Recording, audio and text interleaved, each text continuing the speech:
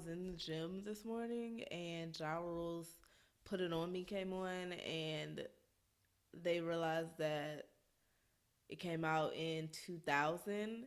I realized I was 7 when Put It On Me came out. My God, I feel so old all of a sudden. I don't know. And don't think I don't know that my face is breaking out. Um, I don't know what to tell you. It's cold as shit, and my skin went haywire. I don't know.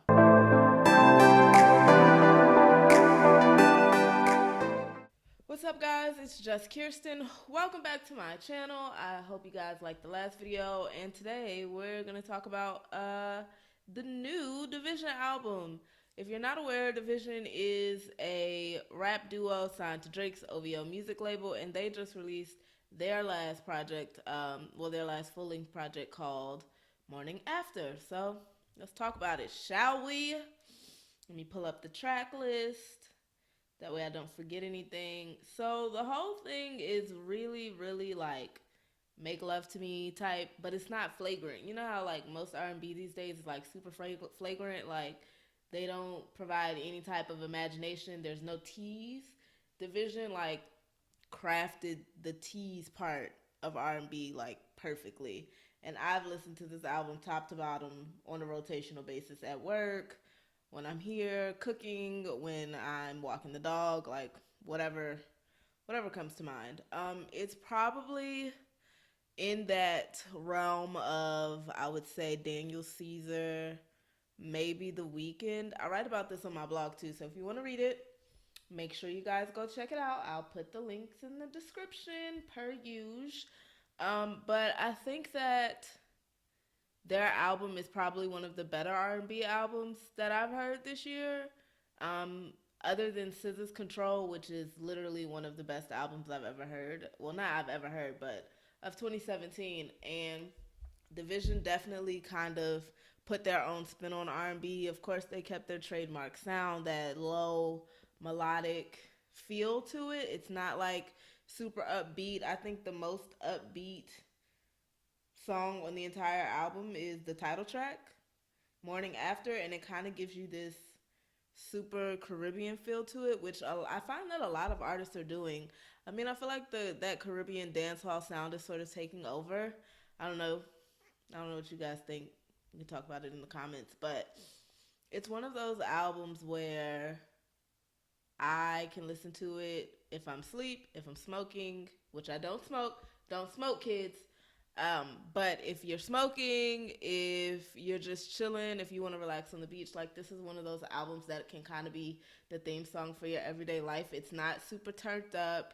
It's very like love making, which is cool because I feel like nobody makes music like that now.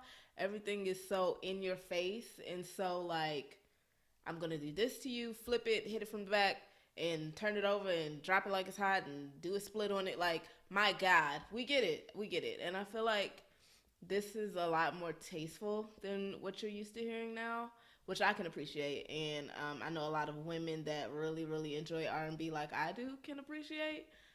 So guys, if you're trying to woo your lady, turn on this Division album. You hear me? Turn it on. I guarantee you, panties will drop like that.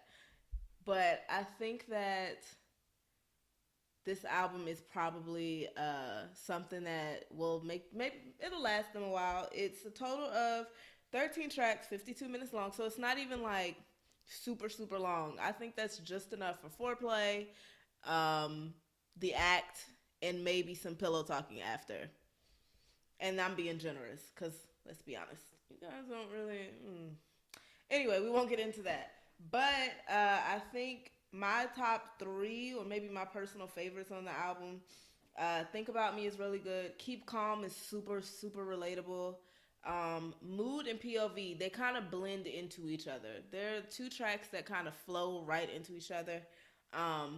And P.O.V is probably my number 1 favorite just because of them talking about the naturalness of women. There's no...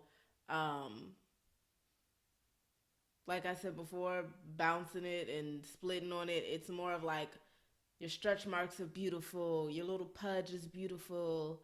You know, all the things that women are like super, super insecure about, they kind of highlight it and flip it, which is super refreshing to hear. You don't hear that very often. And I will say, oh boy, your vocal range is on point. Not a lot of people can do that, and I put you in the vocal range of The Weeknd, and Daniel Caesar, Elijah Blake, and that might be it. Like, as far as men that can hit those notes the way he does, it's hard to find, and it's so refreshing, and I thoroughly enjoy it. This album is lit. Like I said, I think you guys need to use it for foreplay, considering a lot of people don't do that now.